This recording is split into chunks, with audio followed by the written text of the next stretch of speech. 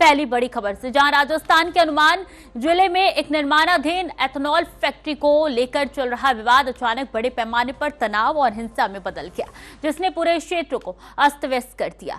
राठी खेड़ा गांव में प्रस्तावित फैक्ट्री के निर्माण का विरोध कर रहे स्थानीय ग्रामीणों और किसानों के समूह और पुलिस प्रशासन के बीच बुधवार को तीखी झड़प हुई। इस झड़प ने जल्द ही एक उग्र रूप ले लिया, जिसके परिणाम स्वरूप प्रदर्शनकारियों द्वारा व्यापक तोड़फोड़ और आगजनी की गई। घटना की गंभीरता का अंदाजा इस बात से लगाया जा सकता है कि इस दौरान 16 से अधिक वाहनों को आग के हवाले कर दिया गया। स्थिति को नियंत्रित करने के पुलिस के प्रयासों में बल प्रयोग शामिल था, जिसके दौरान हुए लाठीचार्ज में स्थानीय विधायक सहित कई प्रदर्शनकारी और पुलिसकर्मी घायल हुए। इस अप्रत्याशित हिंसा के बाद पूरे इलाके में तनाव की स्थिति बनी हुई है और कानून व्यवस्था बनाए रखने के लिए भारी पुलिस बल तैनात किया गया है। यह विवाद एशिया की सबसे बड़ी बताई जा रही है। लगभग 450 करोड़ रुपए की लागत वाली निर्माणाधीन एथेनॉल फैक्ट्री को लेकर शुरू हुआ था। स्थानीय किसान और ग्रामीण लंबे समय से इस परियोजना का विरोध कर रहे हैं। उनके विरोध का मुख्य कारण यह आशंका है कि फैक्ट्री के संचालन से क्षेत्र के पर्यावरण पर नकारात्मक प्रभाव पड़ेगा, जिससे उनकी खेती की जमीन और जल संसाधन प्रभावित होंगे। उनका दृढ़ विश्वास है कि यह औद्योगिक इकाई उनके कृषि आधारित जीवन और क्षेत्र की परिस्थिति को अपूर्णीय क्षति पहुंचाएगी। इस प्रकार यह आंदोलन केवल एक निर्माण स्थल का विरोध नहीं था, बल्कि अपनी आजीविका और पर्यावरण की सुरक्षा के लिए स्थानीय समुदाय की एक लंबी लड़ाई थी। एथेनॉल फैक्ट्री विवाद बढ़ा, ग्रामीणों और पुलिस में भिड़ंत, प्रदर्शनकारियों ने किया पथराव, इलाके में अब तनाव बढ़ा।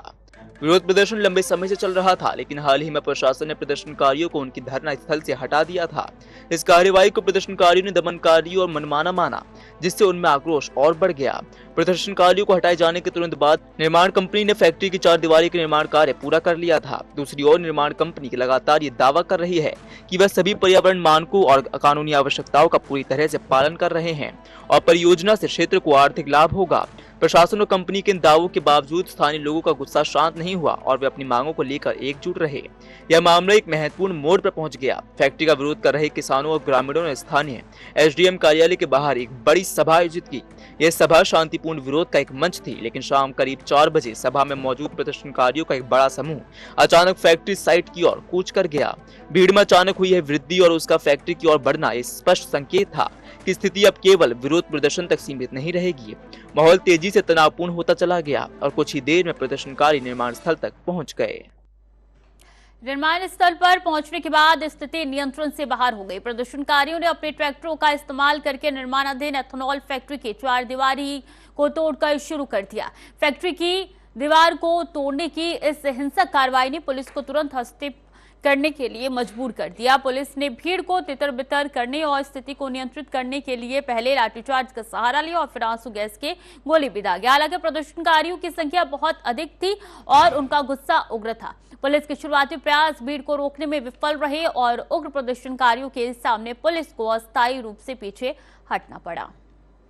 पुलिस के पीछे हटने के बाद प्रदर्शनकारियों ने अराजकता का फायदा उठाया और व्यापक आगजनी और तोड़फोड़ की घटनाओं को अंजाम दिया। उन्होंने साइट पर और आसपास खड़े 16 से अधिक वाहनों को आग के हवाले कर दिया और संपत्ति को नुकसान पहुंचाया।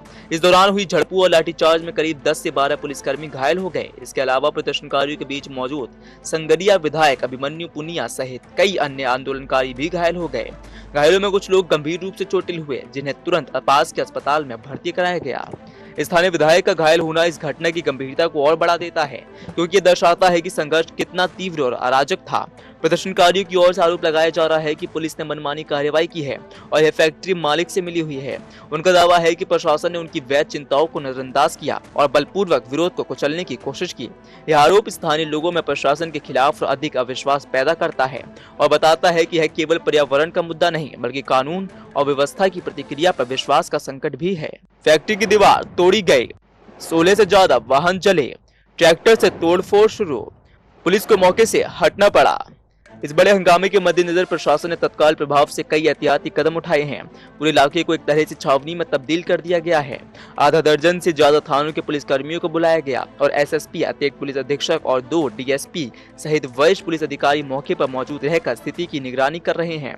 कानून व्यवस्था की बहाली सुनिश्चित करने के लिए सीमा सुरक्षा बल यानी बीएसएफ की 2 टुकड़ियों को भी तैनात किया गया है। सबसे महत्वपूर्ण एहतियाती उपायों में एक के रूप में प्रशासन ने टिब्बी कस्बे और उसके आसपास के गांवों में इंटरनेट सेवाओं को बंद कर दिया है। इंटरनेट सेवाओं को बंद करने का उद्देश्य अफवाहों के प्रसार को रोकना और उग्र भीड़ को संगठित होने से रोकना है। इसके अतिरिक्त इलाके में शांति बनाए रखने के लिए अगले दिन के लिए स्कूल और दुकानें भी बंद रखने के निर्देश जारी किए गए हैं। इन कदमों को इस बात का संकेत माना जा रहा है कि प्रशासन तनाव की स्थिति को जल्द से जल्द पूरी तरह से नियंत्रित करने के लिए कोई जोखिम नहीं लेना चाहता। हालांकि स्थिति अब नियंत्रण में बताई जा रही है, लेकिन पूरे क्षेत्र में तनाव का माहौल बना हुआ है। 18 नवंबर की रात से ही टिब्बे इलाके में धारा 163 लागू है, जो गैर कानूनी सभाओं को रोकने के लिए इस्तेमाल की जाती है। भारी संख्या में पुलिस बल की तैनाती और प्रतिबंधात्मक आदेशों का मतलब है कि प्रशासन किसी भी और हिंसा को रोकने के लिए दृढ़ संकल्पित और स्थानीय लोगों प्रशासन के बीच विश्वास बहाल करना एक बड़ी चुनौती होगी। इस किसान आंदोलन को कई विपक्षी दलों का भी समर्थन मिला है, जिससे यह मुद्दा अब केवल स्थानीय नहीं रह गया है बल्कि एक राजनीतिक रंग भी ले चुका है। विपक्षी नेताओं का आंदोलन के समर्थन में आना इस बात को दर्शाता है कि यह मुद्दा व्यापक जन सरोकार से जुड़ा हुआ है। राजनीतिक समर्थन ने विरोध प्रदर्शन को एक नई गति और वैधता प्रदान की है, जिससे प्रशासन पर दबाव और बढ़ गया है। प्रशासन चप्पे चप्पे पर नजर रखे हुए है और लगातार लोगों से शांति बनाए रखने की अपील कर रहा है। प्रशासन का मुख्य उद्देश्य सुनिश्चित करना है कि किसी भी कीमत पर और हिंसा न भड़के। अधिकारी लगातार स्थानीय समुदाय के नेताओं और प्रतिनिधियों के साथ संपर्क स्थापित करने और गतिरोध को हल करने के लिए बातचीत का रास्ता खोजने की कोशिश कर रहे हैं। एक स्थायी समाधान खोजने के लिए सरकार को किसानों की चिंताओं को ध्यान में रखना होगा। साथ ही ये भी सुनिश्चित करना होगा कि कानून व्यवस्था कायम रहे। लाठीचार्ज में कई घायल, विधायक अभिमन्यु पूनिया जख्मी, पुलिसकर्मी पर भी हमले, हालात काबू करने मुश्किल। यह घटना एक बार फिर इस बात को उजागर करती है कि विकास परियोजनाओं और स्थानीय समुदाय की चिंताओं के बीच संतुलन स्थापित करना कितना महत्वपूर्ण है। जब पर्यावरण और आजीविका के मुद्दे दांव पर होते हैं तो स्थानीय समुदाय का प्रतिरोध अक्सर उग्र हो जाता है। सरकार और निर्माण कंपनियां दोनों को परियोजनाओं को शुरू करने से पहले पर्यावरण प्रभाव आकलन और स्थानीय लोगों के साथ उचित संवाद सुनिश्चित करना चाहिए, ताकि भविष्य में ऐसी हिंसक झड़पों को रोका जा सके। कुल मिलाकर हनुमानगढ़ की यह घटना विकास बनाम पर्यावरण और आजीविका के संघर्ष की एक दुखद अभिव्यक्ति है। इसने न केवल व्यापक संपत्ति का नुकसान किया है और कई लोगों को घायल किया है, बल्कि इसने प्रशासन और स्थानीय लोगों के बीच की खाई को और भी गहरा कर दिया है। अब सबसे बड़ी चुनौती यह है कि प्रशासन और किसान दोनों पक्ष शांतिपूर्ण और टिकाऊ समाधान की दिशा में आगे कैसे बढ़ते हैं।